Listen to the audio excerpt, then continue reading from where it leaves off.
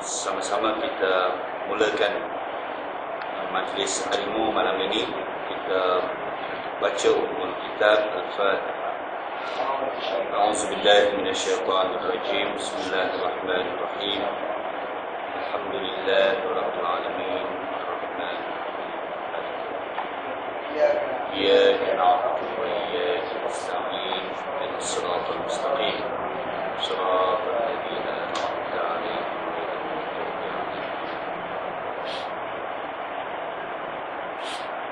Bismillahirrahmanirrahim. Assalamualaikum warahmatullahi wabarakatuh.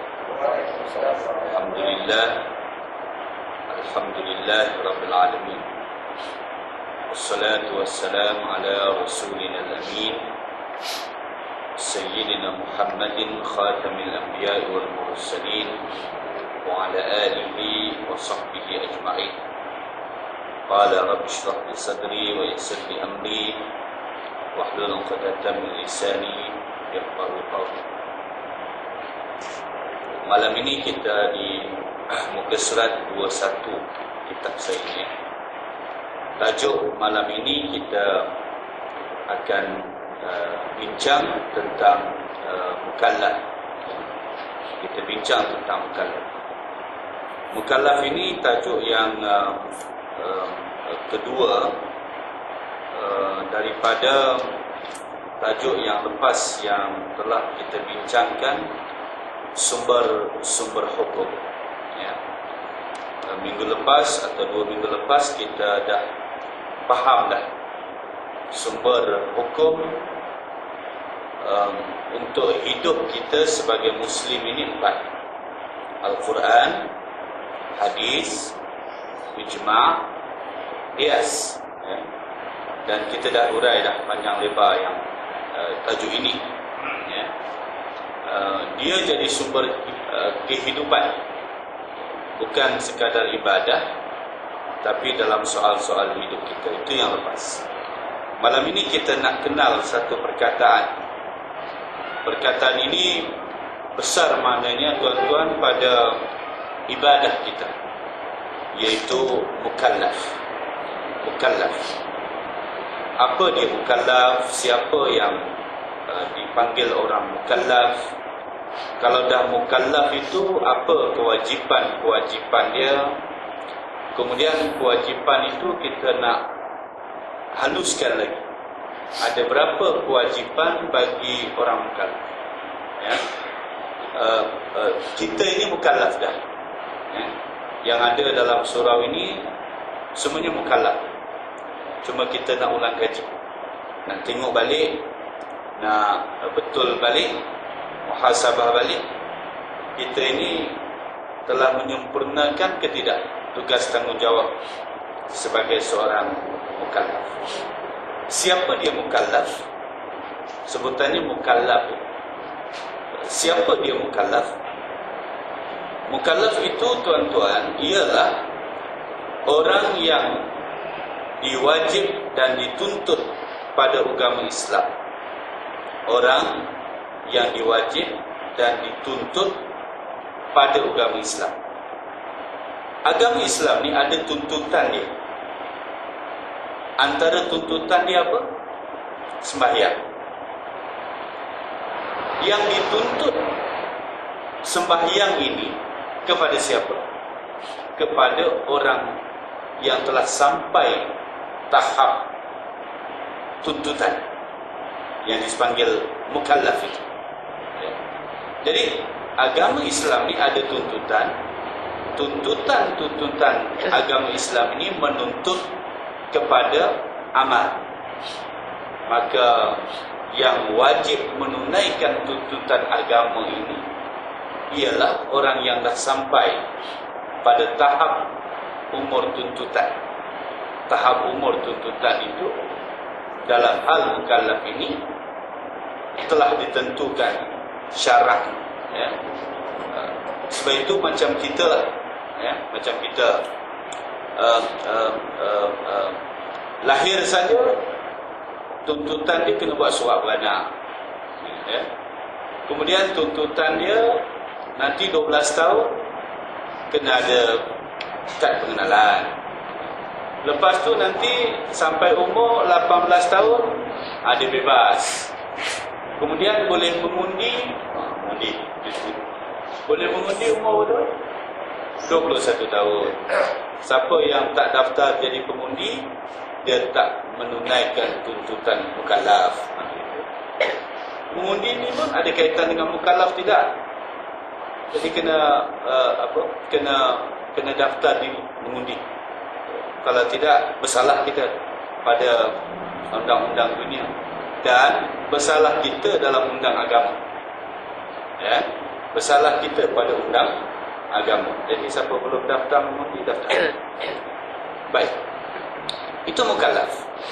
Jadi dalam agama ada tuntutan yang sampai kepada tahap tertentu orang itu tidak ada pilihan, wajib. Ya.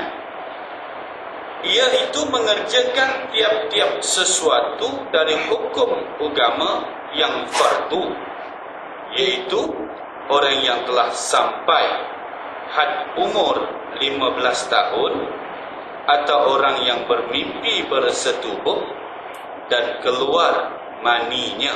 Ini kalau bagi siapa? Lelaki. Ya. Itu tanda dah mukallaf. Tanda dah mukallaf dalam agama ini, kitab lama-lama hari ini masih sama. Ya. Masih sama. Kitab lama-lama, kita hari ini. Yang depan kita ni kitab lama. Ya. Yang disebut mukallaf bagi lelaki itu umumnya 15 tahun. Jadi 14, 13, 12, 10 tu, itu belum mukallaf. Ya. Artinya kalau dia kata pada kita, kalau dia pandai berhujah lah ya, anak kita yang umur 8, 9 tahun, dia suruh sembahyang, nanti dia cakap, Pak, saya belum sampai mukallaf. Kita kena terima tu. Oh, suruh orang sembahyang, kita orang belum mukallaf lah. Itu boleh diterima dia, boleh diterima. Sebab dia belum sampai tahap umur yang biasa. 15 tahun ni tuan-tuan, ialah suatu umur yang pada umumnya bagi lelaki dia mukallaf dah 15 tahun. Ya, 15 tahun. Dan satu lagi yang ditentukan syaratnya ialah dia bermimpi, bersetubuh dan keluar mani. Ini kitab lama. Ya, dia mimpi, setubuh, keluar mani bagi lelaki. Ya. Ini kitab lama.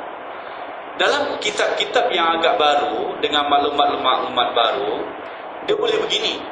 Ya. Kalau tak sampai umur 15 tahun, 14, 13, mimpi, bersetubuh dan keluar mani, maka kita kata orang ini orang yang telah mukallaf walaupun tidak sampai umur 15 tahun. Jangan dah mimpi, keluar mani, lepas itu umur baru 13 tahun, saya belum mukallaf. Dia tak. Umur satu tajuk, tuan-tuan ya. Umur itu satu tajuk, tetapi tajuk paling utama yang biasa di dalam kaedah fiqh iaitu keluar mani. Kemudian buku-buku yang sekarang ini pula, bila saya baca-baca, dia ada satu lagi. Tak sampai 15 tahun, ya. Tak sampai 15 tahun, mungkin 13 tahun, 15 tahun, tak mimpi pun. Tapi dia dah ada ilmu keluarkan mani. Dia laki-laki ni, dia dah ada ilmu. Saya tak nak cari tajuk lah macam mana dapat ilmu tu. Tapi dia dah ada ilmu macam mana nak keluarkan mani tanpa tidur, tanpa mimpi. Ya? Artinya orang yang telah mukallaf itu rupanya ialah mereka yang telah sempurna tahap kejadian dirinya sebagai manusia yang ada akal, ada nafsu, ada roh dan ada jasad, yang bergabung semuanya itu membentuk kesempurnaan. Itu mukallaf. Ya. Masa kita kecil, kita tidak mukallaf. Sebab apa? Ya, kita ada akal, kita ada roh, tapi nafsu kita belum sempurna. Nafsu kita masa tu cuma makan, cuma minum, ya. Lepas tu kecil-kecil kalau main pengantin-pengantin pun tak ada apa-apa lah. Umur masa tu baru 8 tahun, 9 tahun, kan kita dulu main nganten-nganten. Tapi sekadar main nganten-nganten, tapi tidak ada ser. Itu ayat saya lah ya. Tidak ada ser, tidak ada keinginan. Sekadar nganten-nganten. Artinya akalnya boleh berfikir dengan baik, ya, rohnya itu ada, tetapi nafsunya belum sempurna. Sekadar nafsu makan, nafsu minum, nafsu tidur, nafsu tengok TV, nafsu berjalan. Tapi nafsu yang ada keinginan, syahwat itu tak ada. Belum mukallaf. Ya, kalau kita belajar, kita sebenarnya nafsu itu kemuncak sempurnanya ialah apabila telah ada keinginan kepada jantina yang lain, yang lain dengan yang lain, barulah sempurna nafsu. Jadi bila nafsu dah sempurna, akal itu mudah saja dia boleh beza antara baik buruk akal. Ya, ini makan, ini tak. Ya, ini dah pukul 3, ini dah pukul 7. Ya. Selalu diri kita ni tuan-tuan, yang lewat sedikit tu yang bahagian nafsu. Kalau akal ni dia cepat. Budak umur 8 tahun diberikan burger, diberikan lempeng. Oh, dia berfikir tu sedap burger katanya. Kalau zaman kita dulu diberikan lempeng, diberikan ubi rebus dengan ada ikan masin. Oh, sedap ubi rebus ikan masin. Akal kita dah boleh berfikir. Kalau ada makanan-makanan yang busuk, kita tak ambil kan. Maknanya umur 8, 9, 10 tahun itu akal kita dah bagus. Dah boleh fikir mana baik, mana buruk. Dah bolehlah tahu pukul berapa sekarang. Itu cara hukum dia. Pukul berapa sekarang? Pukul 8. Pukul berapa sekarang? Pukul 10. Itu akal, ya. Roh kita tak tahu dia duduk dalam ni. Dia terus berkembanglah, kita tak perlu bahas. Tapi nafsu, tengok, masa umur 7 tahun, 8 tahun, 9 tahun, nafsu yang membesar masa tu apa? Nafsu makan, nafsu minum, nafsu nak main-main ni, merayau je dia. Ya, pergi parit, pergi longkang, ngerobos ikan. Itu. Tapi masa tu ada perasaan apa-apa tak pada yang lain jantina? Tak ada kita. Ya, tak ada. Ya. Tapi bila dah hujung naik, sempurna lengkap nafsu, dah mula ada keinginan, barulah sampai kepada kesempurnaan kejadian kita sebagai manusia Muslim. Maka ketika itulah kita digelar mukallaf. Orang perempuan macam mana pula? Dalam kitab ini menyebut, iaitu perempuan yang telah datang darah haidnya, orang ini jua hendaklah mempunyai satu je, perempuan yang telah datang darah haidnya, satu je, darah haid saja, dia dah jadi mukallaf, ya. Dan saya tak nak dalam-dalam tajuk darah haid ni. Saya tak haid, jadi saya tak tahu cerita apa tu. Jangan tanya saya lah. Cuma kita maklum saja. Kalau nak detail, kena ikut pengajian isteri saya lah, dekat rumah mak saya. Itu bab orang perempuan punya cerita. Itu boleh bincang sana.